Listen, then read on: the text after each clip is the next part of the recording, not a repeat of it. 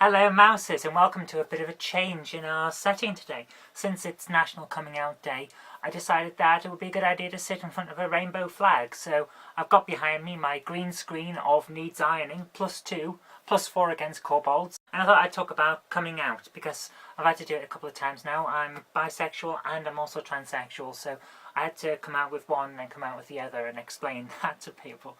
I just wanted to say to anyone who is thinking about coming out or knows that at some point in their life they're going to have to do it, then I wish you all the best. I hope it works out for you. There are a few things that you should think about before you actually do it though. One of the most important is what you're going to do if things go wrong. Now, I'm not saying that from the point of view of, oh, don't do it, it's bad.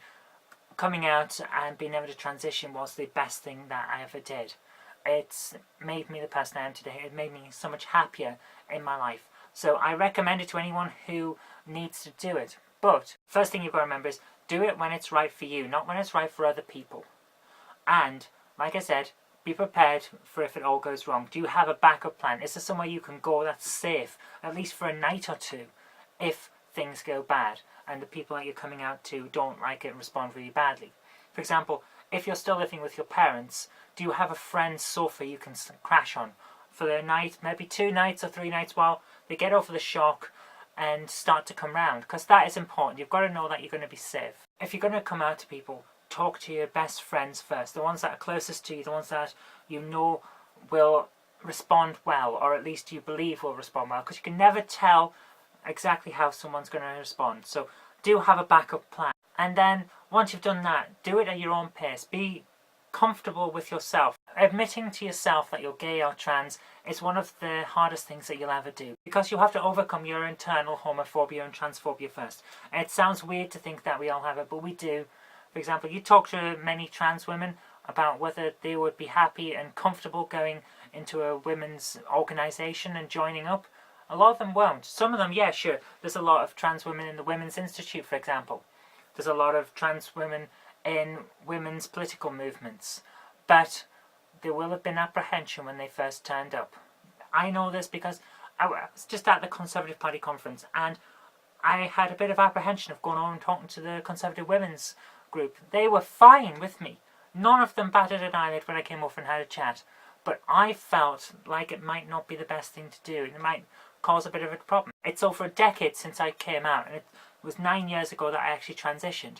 I still have a little bit of apprehension regarding women's groups. Just to the first, because so many people on the internet tell me that, oh, that's a group, that's not for me, and I should die rather than go and talk to them. They're all wrong, of course.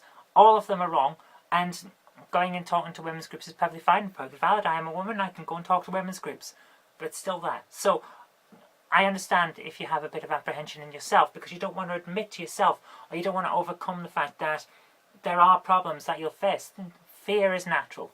But when you overcome it and take your time over it, don't rush into it just because other people think that you should come out or anything like that, or your peer groups are pressuring you.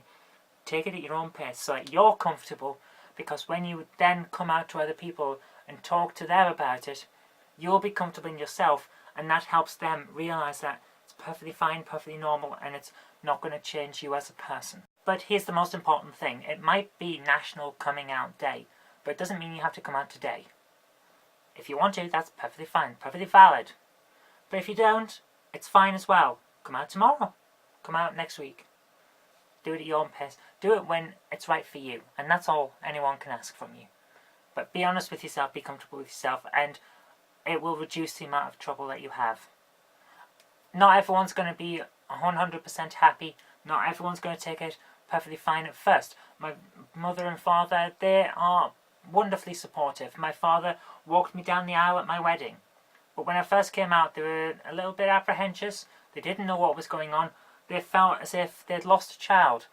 Because although I'm still here, I'm not the person that they thought I was. That kind of thing. So expect that. And if you're comfortable in yourself, you can get over that. Which is why it's so important that you don't rush in. Because it can cause problems. If you react badly and they react badly, it's going to be a big shock to them. Well, most of the time it's going to be a big shock to them.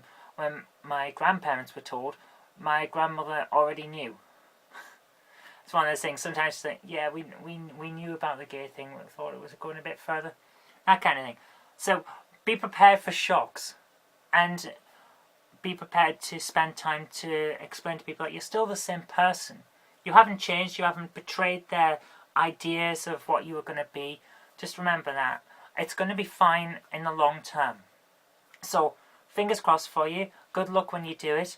And if you need to spend time to talk to other people and get yourself comfortable first, then take it. Don't just rush into it.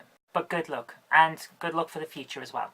Okay, thanks very much for watching. It's been a bit rambly, but if you did like this, then remember to click the like button, of course, and share it with your friends so that they get a bit of advice on coming out as well. And do subscribe for future videos, because there will be more in the future.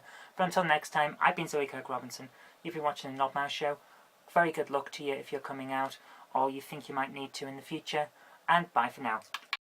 And I've just realised that rocking back and forward on this chair is probably not the best thing to do, because my camera will not focus. But most importantly of all, be happy with yourself.